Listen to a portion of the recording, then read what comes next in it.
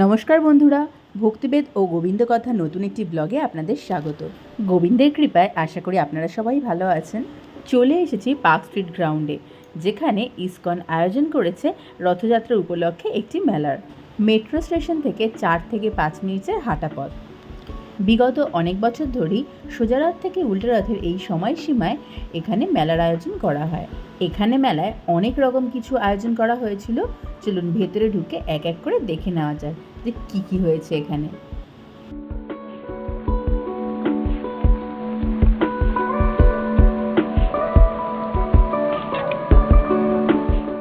জগন্নাথ, বলরাম এবং সুভদ্রা দেবীর 3টি পৃথক রথ এখানে সাজানো হয়েছে। হলুদ রথটি জগন্নাথ দেবের, পরের রথটি সুভদ্রা দেবীর এবং সবুজ রথটি বলরাম দেবের। রথের পাশাপাশি মেলা প্রাঙ্গণে বসেছিল বিভিন্ন ধরনের অনেকগুলি কাউন্টার, যেখানে খাবার দাবার থেকে শুরু করে জামা কাপড়, বই খাতা আরও বিভিন্ন রকমের জিনিস পাওয়া যাচ্ছিল।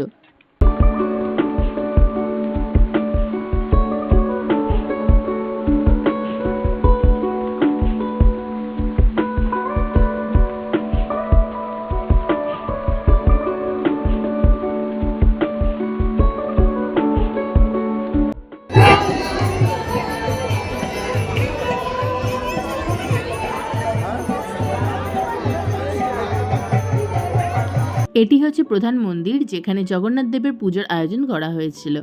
চলুন ভেতরে গিয়ে জগন্নাথ দেবের দর্শন করা যাক।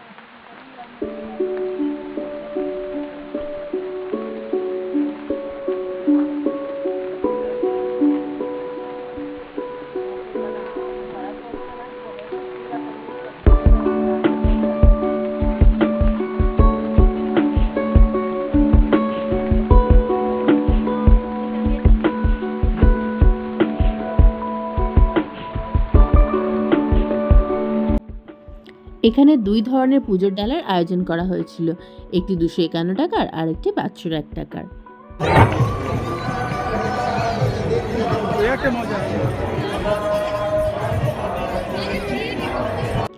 এখানে বাচ্চাদের জন্য ভীষণ সুন্দর অনেকগুলি রাইডসের ব্যবস্থাও করা হয়েছিল। বানানো হয়েছিল গোশালা, যেখানে গোমাতাদের সকলে সেবাদান করছিলেন।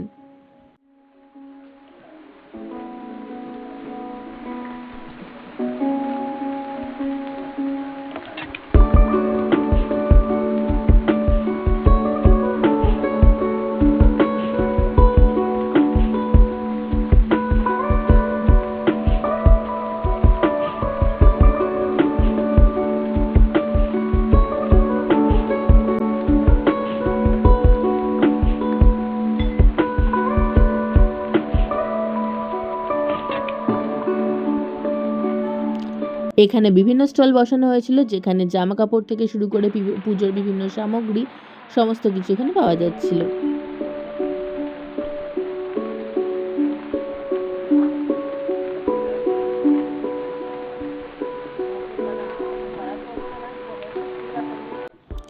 প্রভুপাদের ভীষণ সুন্দর একটি মূর্তি এখানে স্থাপন করা হয়েছিল।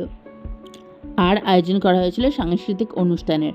আমরা যখন এখানে এসে পৌঁছেছিলাম তখন এখানে একটি নাটক চলছিল। যদিও খুব বেশিক্ষণ বসে দেখার সময় আমাদের হয়নি, তবে যেটুকু দেখেছি তাতে বেশ ভালো লেগেছিল। मुझे मेरे स्वामी ने स्पष्ट रूप से आदेश दिया है कि उनका उच्चिष्ट प्रसाद किसी को भी नहीं दिया जाए। अब ऐसे में मैं उनकी आज्ञा का उल्लंघन तो नहीं कर सकती ना नारद? ठीक है माता, यदि आपकी यही इच्छा है तो कोई बात नहीं, लेकिन याद रखिएगा। আর সবার শেষে আমরা লাইন দিয়েছিলাম প্রসাদ গ্রহণ করার জন্য। একটি বিশাল লম্বা লাইন পড়েছিল, তবে এত সুন্দর সিস্টেমেটিক্যালি সব হচ্ছিল যাতে খুব বেশিক্ষণ আমাদের লাইনে দাঁড়াতে হয়নি। আর প্রসাদটি অপূর্ব খেতে ছিল। ভগবানের প্রসাদ নিয়ে তো এমনি কোনো কথা হয় না, আর তার স্বাদ ছিল খুবই সুন্দর। সকলেই এখান থেকে প্রসাদ গ্রহণ করার সুযোগ পেয়েছিলেন। আর আয়োজন করা হয়েছিল কীর্তনের, যেখানে সাধারণ মানুষও মন খুলে অংশগ্রহণ করতে পারবে।